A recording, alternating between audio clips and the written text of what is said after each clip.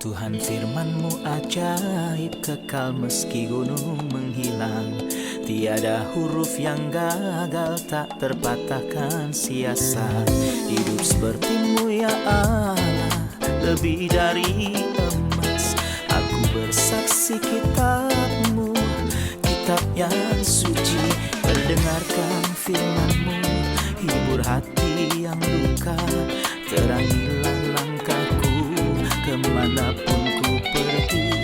Biarkanlah firman-Mu berkuasa atasku. Ubahkanku, bebaskanku, ku mau menyenangkan-Mu. Tuhan firman-Mu ajaib, kekal meski dunia. Ubah dan bebaskan aku, mau menyenangkan-Mu. Salam pemirsa yang terkasih, menyambut Anda semua pemirsa kami dimanapun Anda berada. Dalam episode baru dari program pelajaran harian Semua Kitab Suci. Kita telah sampai pada pelajaran tentang Kitab Mazmur, kitab puisi kedua dalam Perjanjian Lama. Dan kita telah sampai pada Kitab Mazmur 95, Mazmur 96, dan Mazmur 97. Izinkan saya menyambut tamu kita di studio, seorang yang saya hormati dan saudara yang beriman, Saudara Yosef Riyad. Selamat datang Saudara Yosef. Terima kasih Saudara Riyad. Juga menyambut para pemirsa yang hadir di studio, selamat datang semuanya. Saudara Yosef, apa topik dari Mazmur pasal 95? Mazmur ini dibagi menjadi dua gagasan, memuliakan Tuhan di satu sisi dan membuat Tuhan murka di sisi lain. Jadi itu dimulai dengan memanggil semua orang untuk bernyanyi dan memuliakan Tuhan. Tetap mulai dari ayat 7, bagian kedua dari ayat ini, mulai berbicara kepada kita tentang orang-orang di padang gurun dan bagaimana mereka membuat Tuhan marah sebagai akibat dari kurangnya iman. Dalam panggilannya untuk memuliakan Tuhan, mengatakan marilah kita bersorak-sorai untuk Tuhan, bersorak-sorai bagi gunung batu keselamatan kita. Biarlah kita menghadap wajahnya dengan nyanyian syukur, bersorak-sorak baginya dengan nyanyian mazmur. Sebab Tuhan adalah Allah yang besar dan Raja yang besar mengatasi segala Allah. Bagian-bagian bumi yang paling dalam ada di tangannya, puncak gunung-gunung pun kepunyaannya. Kepunyaannya laut, dialah yang menjadikannya. Dan darat, tangannya lah yang membentuknya. Masuklah marilah kita sujud menyembah, berlutut di hadapan Tuhan yang menjadikan kita. Apa yang Anda lihat dari aspek kebesaran Allah dalam ayat-ayat ini? Di sini ayat ini berbicara tentang Allah sang pencipta. Dan ciptaan, ayat-ayat ini memberitahukan kepada kita tentang dua hal mengenai Allah. Hikmat dan kuasanya. Ketika Allah menciptakan bumi, Ia menjadikannya dan menegakkannya dengan hikmat. Betapa banyak perbuatanmu, ya Tuhan. Sekaliannya, kau jadikan dengan kebijaksanaan. Dan juga kekuatan yang tak terbatas. Sebab Dia berfirman, maka semuanya jadi. Dia memberi perintah, maka semuanya ada. Kuasa dan kasih karunia Allah yang tak terbatas terlihat dalam ciptaan. Ayat ini juga berbicara tentang Dia sebagai gunung batu keselamatan. Jenis keselamatan yang mana yang terkait dengan umat itu?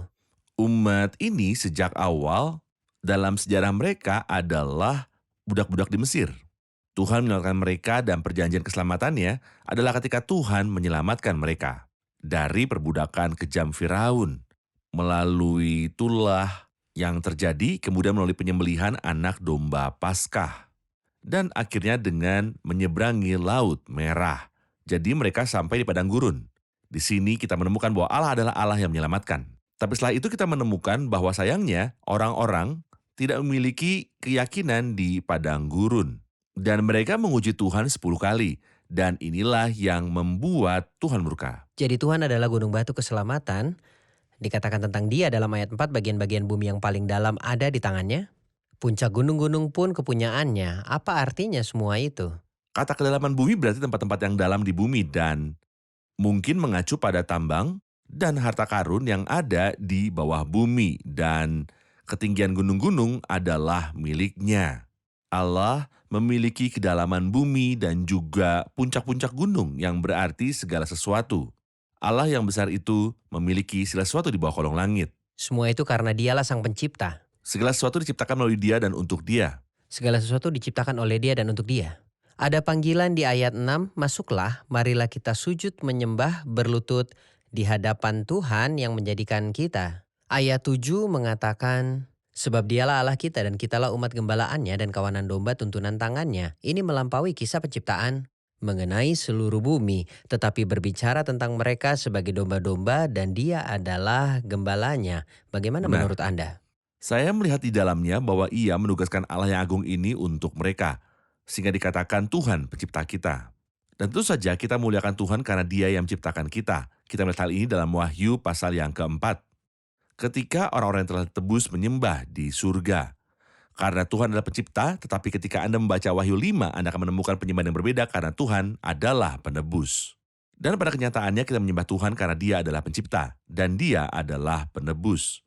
Ketika berbicara tentang sang pencipta dan kitalah umat gembalaannya, dan kawanan domba tuntunan tangannya, dan domba-domba dalam peliharaannya yang menugaskan Tuhan yang agung ini untuk kita. Dan tentu saja seperti yang kita lihat bahwa dalam ciptaan kita adalah domba-dombanya, juga dalam penebusan. Karena gembala yang baik menyerahkan nyawanya bagi domba-dombanya. Jadi, kita sebagai ciptaannya, kita adalah domba-domba dalam pemeliharaannya, dan sebagai orang yang telah ditebus, kita adalah domba-domba dalam pemeliharaannya. Akan tetapi biaya yang dikeluarkan dalam ciptaan hampir tidak ada, sebab dia berfirman maka Dia semuanya berfirman. jadi. Tetapi biaya penebusan, ia telah menghapus dosa-dosa kita. Kita akan rehat dan kembali dengan pertanyaan tentang bagian lain dari kitab Mazmur. Izinkan saya katakan sisi gelap. Setelah menyebutkan seruan untuk memuliakan Allah, ada firman yang membuat Allah murka. Kita sampaikan Benar. setelah jeda. Pemirsa yang terkasih, kita kembali setelah jeda yang berikut ini. Dalam Mazmur 95, Tuhan dikenal bahwa Dia adalah gunung batu keselamatan dan Raja yang agung di atas segala Allah.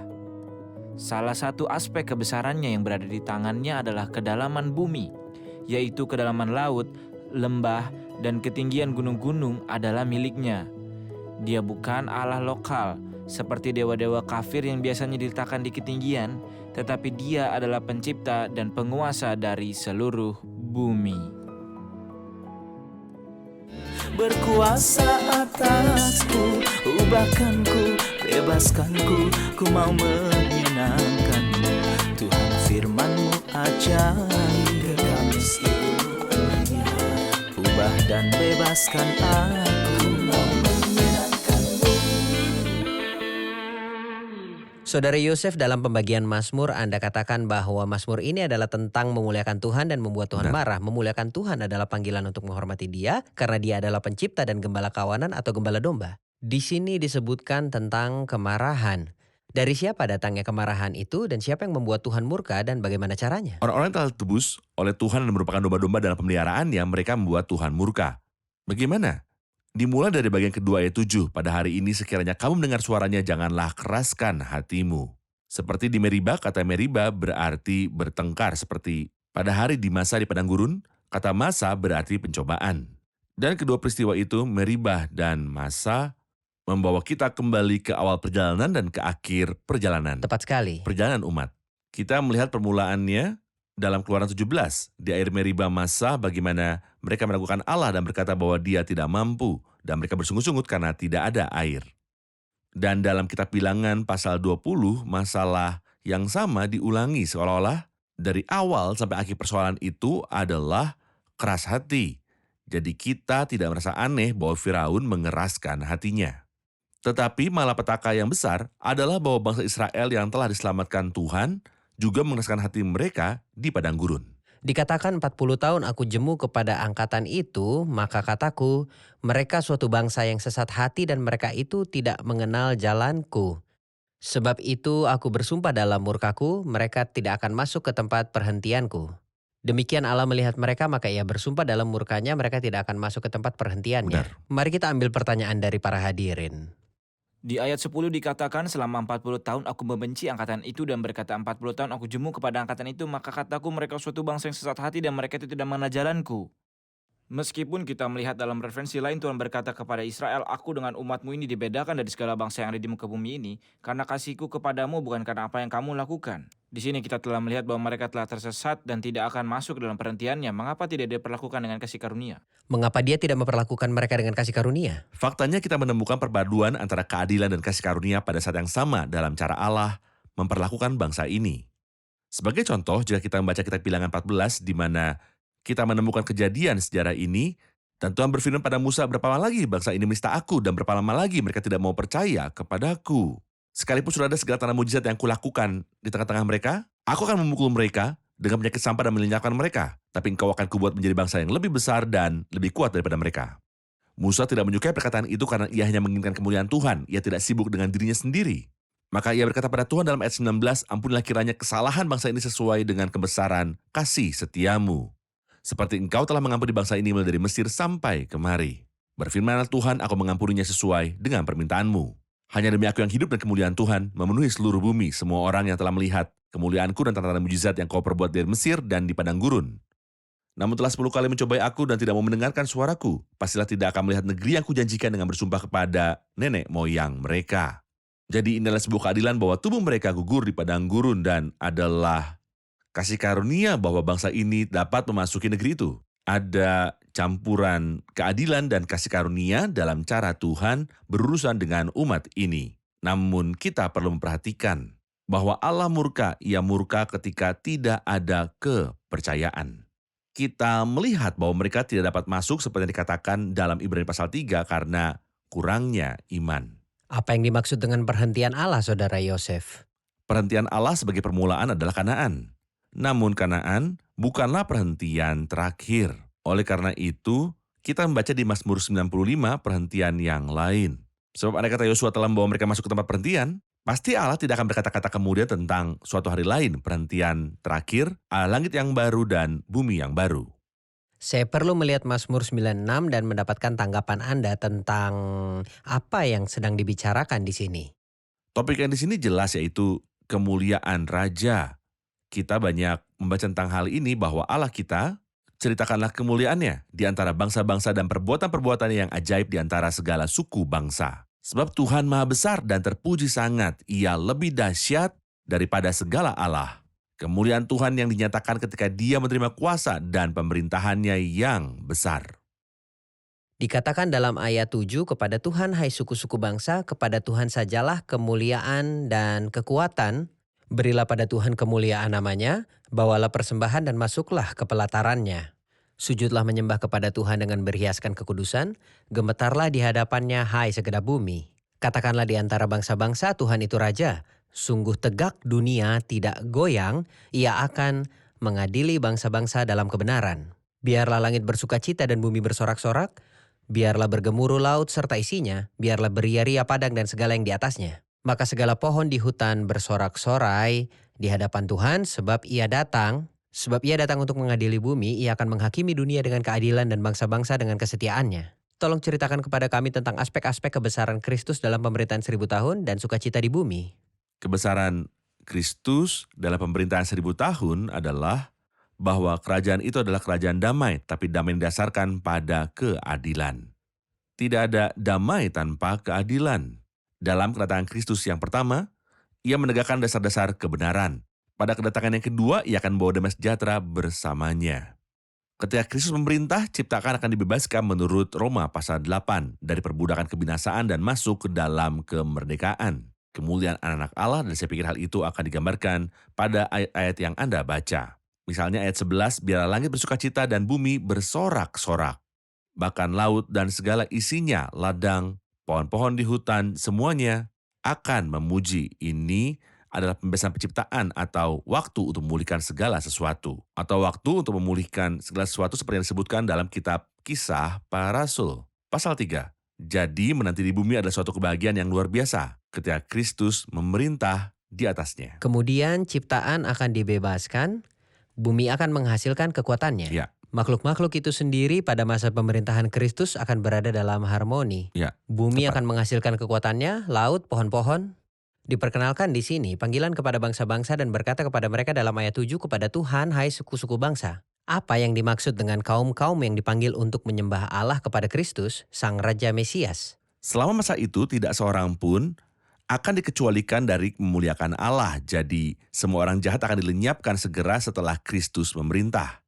Ia akan mengutus malaikat-malaikatnya dan mengumpulkan semua penyebab dosa dan semua pelanggar hukum dari kerajaannya. Seperti luput liar dan mereka akan dibuang ke dalam perapian, hanya orang-orang benar yang akan tinggal.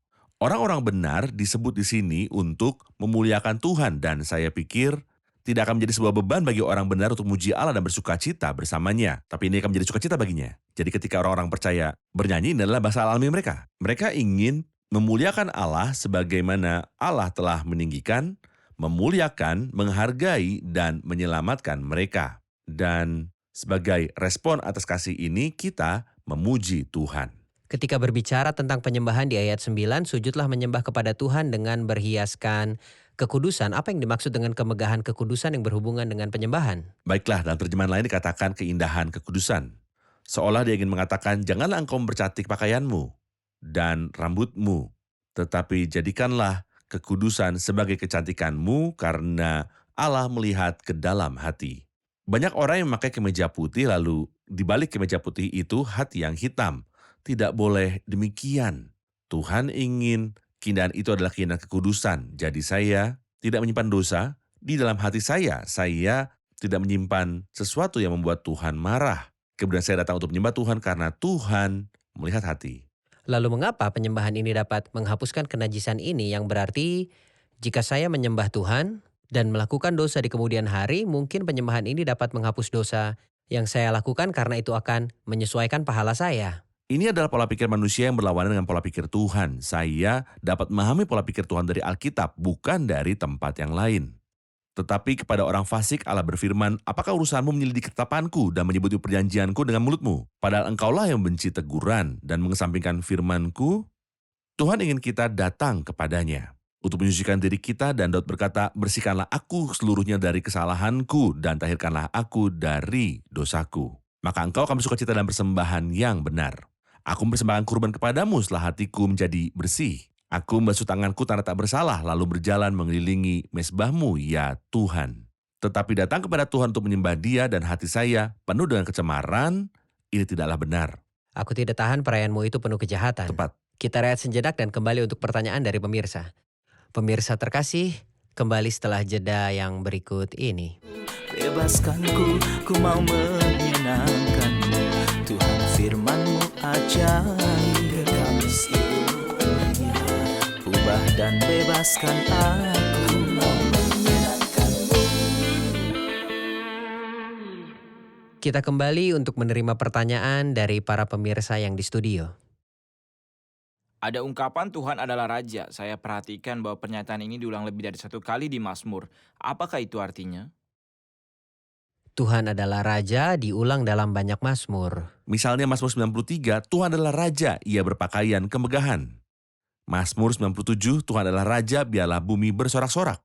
Mazmur 99, Tuhan itu Raja, maka bangsa-bangsa gemetar. Semua Mazmur ini topiknya adalah pemerintahan Tuhan. Dan kita tahu bahwa dalam arti tertentu, Tuhan selalu menjadi Raja yang maha tinggi berkuasa atas kerajaan tepat sekali. manusia. Dia memegang kendali, saya katakan, juga secara tidak langsung.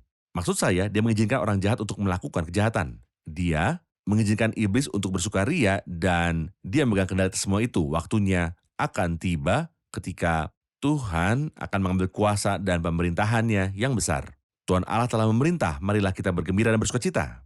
Ini adalah Mazmur yang berbicara tentang waktu yang penuh sukacita. Bukan di mana Tuhan akan memegang kendali secara tidak langsung, tapi secara langsung karena Dia adalah satu-satunya Raja. Tuhan adalah satu-satunya dan namanya satu-satunya.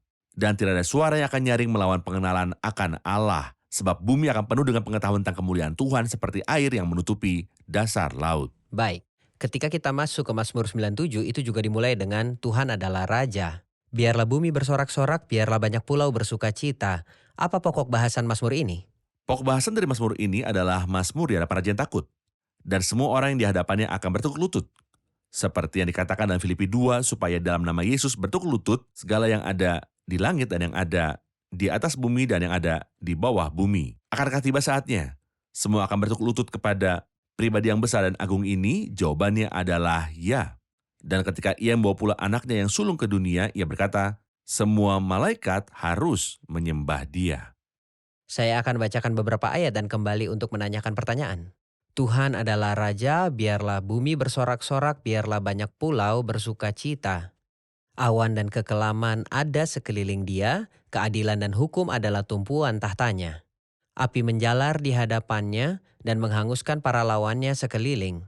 Kilat-kilatnya menerangi dunia, Bumi melihatnya dan gemetar. Gunung-gunung luluh seperti lilin di hadapan Tuhan. Di hadapan Tuhan seluruh bumi. Langit memberitakan keadilannya dan segala bangsa melihat kemuliaannya. Tolong berikan kami sedikit gambaran tentang ide awal pembagian Mazmur ini menurut gagasan-gagasannya dan berikan komentar Anda tentang bagian yang baru saja dibacakan. Kita dapat memberi judul ayat 1-5 sebagai raja yang takut, dan saya pikir ayat yang baru saja Anda baca menunjukkan bagaimana ia adalah raja yang menakutkan. Ayat 6-9 kita melihat keagungan raja dan kemuliaannya ketika dikatakan, misalnya segala Allah sujud menyembah kepadanya, semua orang yang beribadah kepada patung akan mendapat malu. Orang yang megahkan diri karena berhala-berhala, ayat 10-12, menceritakan tentang masa kini orang benar dan masa depan mereka.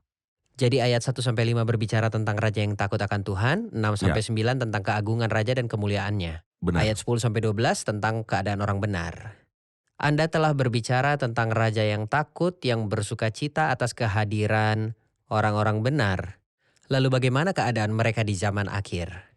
Baiklah, ada sebuah ayat yang perlu dijelaskan, yaitu ayat yang ke-11. Terang sudah terbit bagi orang benar dan sukacita bagi orang-orang yang tulus hati. Ayat ini memiliki dua penafsiran dan keduanya dapat diterima. Ayat ini menganggap bahwa terang ditaburkan bagi orang benar. Sama seperti tanaman tumbuh secara bertahap, demikian juga orang benar. Tetapi jalan orang benar itu seperti cahaya fajar yang kian bertambah terang sampai rembang harinya. tengah hari. Ini merupakan salah satu makna yang baik dari cahaya telah ditaburkan. Kita tidak menekan tombol seperti listrik sehingga menyala, tapi dalam ciptaan Allah cahaya itu secara bertahap menjadi, tetapi jalan orang benar itu seperti cahaya fajar yang kian bertambah terang sampai rembang tengah hari. Ini makna pertama. Makna kedua adalah bahwa orang benar pada saat ini menabur, namun menuai harus mengikuti Ya, penaburan. Jadi hari ini kita menabur terang, saatnya akan tiba di mana kita akan menuai terang itu. Karena itu dikatakan bahwa terang ditaburkan untuk orang benar. Waktunya akan tiba bagi orang-orang benar untuk menuai apa yang mereka tabur dalam tahun-tahun kesabaran Kristus. ayat 10 mengatakan, hai orang-orang yang mengasihi Tuhan, bencilah kejahatan. Apa yang Anda lihat di dalamnya untuk seruan tersebut? Ini adalah seruan yang luar biasa. Kita seharusnya tidak hanya menahan diri untuk tidak melakukan kejahatan, sementara saya merindukan dan menginginkannya. Ini bukan kesalehan. Ini bukan kebenaran sejati. Ada banyak orang yang tidak melakukan dosa-dosa tertentu, tetapi mereka merindukannya, dan oleh karena itu pikiran dan bayangan mereka dan harapan mereka tidak murni. Ini adalah keinginan mereka meskipun mereka tidak melakukannya sekarang. Tidak, engkau yang mengasihi Tuhan, bencilah apa yang salah. Seperti yang dikatakan tentang Tuhan kita, hai orang-orang yang mengasihi Tuhan, bencilah kejahatan. Jadi para kekasih Tuhan haruslah seperti dia. Selama saya mengasihi Tuhan, saya harus belajar darinya. Untuk membenci kejahatan bukan hanya berhenti melakukannya, tetapi juga membencinya. Sebenarnya ada banyak orang sekarang yang mungkin tidak melakukan kejahatan karena takut konsekuensinya, atau karena takut pencemaran nama baik, atau tidak melakukan kejahatan karena takut peraturan dan hukuman. Tetapi kekristenan hanya dapat memberikan kehidupan kepada manusia yang dapat membenci kejahatan karena Benar. kehidupan Kristen membenci kejahatan. Ya. Ini lahir kembali yang Allah lakukan dalam diri manusia. Tepat, Bisa saja mereka dapat menahan diri dari kejahatan namun tetap takut akan konsekuensinya. benar. Hai orang-orang yang mengasihi Tuhan, bencilah kejahatan. Ayat 12, bersukacitalah karena Tuhan, hai orang-orang benar, dan nyanyikanlah syukur bagi namanya yang kudus. Apa yang Anda lihat dalam suruhan ini, Saudara Yosef? Bahwa penyembahan bukanlah teror dan ketakutan, tapi bersukacitalah karena Tuhan, hai orang-orang benar. Dan Tuhan yang kita sembah ini adalah kudus.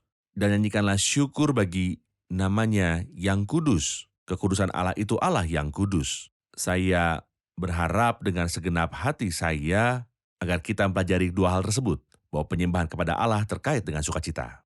Dan bahwa Allah yang kita sembah adalah Allah yang kudus. Kudus. Terima kasih, kita telah sampai di akhir episode. Mari kita ulas bersama para pemirsa. Dalam Mazmur 95 menunjukkan bahwa Tuhan yang menciptakan bumi memiliki kedalaman bumi dan puncak gunung. Dia juga adalah gembala yang mengenal semua orang dengan namanya. Marilah kita bersorak-sorai untuk Tuhan, gunung batu keselamatan kita. Dan penting untuk selalu menyadari bahwa keselamatan saya bukan dari siapapun, bukan dari saya, tetapi keselamatan saya berasal dari Dia. Di tengah-tengah keadaan yang sulit, saya memandang kepadanya. Dialah gunung batu dasar dari keselamatan. Hal yang menyentuh hati saya adalah menyembah Tuhan dalam kemegahan kekudusan. Penyembahan yang benar bagi Tuhan haruslah dalam kekudusan, karena Tuhan itu kudus dan tidak dapat menanggung kesalahan bersama jemaat. John? Kemegahan orang percaya adalah kekudusan, bukan penampilan luar. Terima kasih Tuhan memberkati. Terima kasih Saudara Yosef. Kita lanjut di episode berikutnya. Tuhan memberkati. Pemirsa yang terkasih, Alkitab menyebutkan seperti yang kita pelajari dalam episode hari ini tentang Allah sebagai pencipta, namun juga dalam hubungan kita dengannya atau hubungan kawanan domba dengan gembalanya dikatakan bahwa dia adalah Allah kita dan kita adalah umat dari padang rumputnya dan domba-domba dari tangannya. Anda adalah istimewa di hati Allah. Jika Anda adalah salah satu dari yang ditebus, mereka yang menerima karya Kristus di kayu salib, Anda memiliki gembala yang memperhatikan Anda dan Anda dapat bernyanyi bersama Daud, Tuhan adalah gembalaku, takkan kekurangan aku. Percayalah pada kecukupannya, sandarkan diri Anda di atas dadanya dan beristirahatlah di lengannya. Sampai jumpa di episode berikutnya, Tuhan memberkati Anda. مش هنسى روعة وقفتك لما بإيدك خدتني ولا هنسى لحظة سندتك لما تعبت حملتني مش هنسى روعة وقفتك لما بإيدك خدتني ولا هنسى لحظة سندتك لما تعبت حملتني جيت لي بنعمة رفعتني رغم التجارب والألام لما انحنيت طمنتني ما هو انت ليك آخر كلام جيت لي بنعمة رفعتني رغم التجارب والآلام لما انحنيت طمنتني ما هو انت ليك آخر كلام ربي بعظم نعمتك واهتف بفضلك كل حين واشهد بروعة رحمتك وقت التجارب والأنين ربي بعظم نعمتك واهتف بفضلك كل حين واشهد بروعة رحمتك وقت التجارب والأنين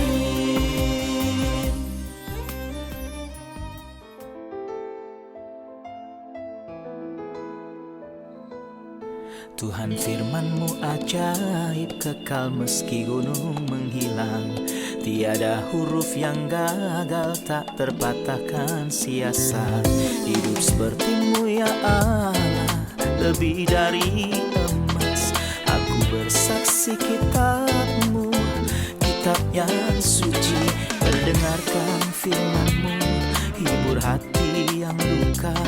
Terangilah langkahku kemanapun ku pergi. Biarkanlah firman-Mu berkuasa atasku. Ubahkanku, bebaskanku, ku mau menyenangkan-Mu. Tuhan firman-Mu ajaib, ubah dan bebaskan aku.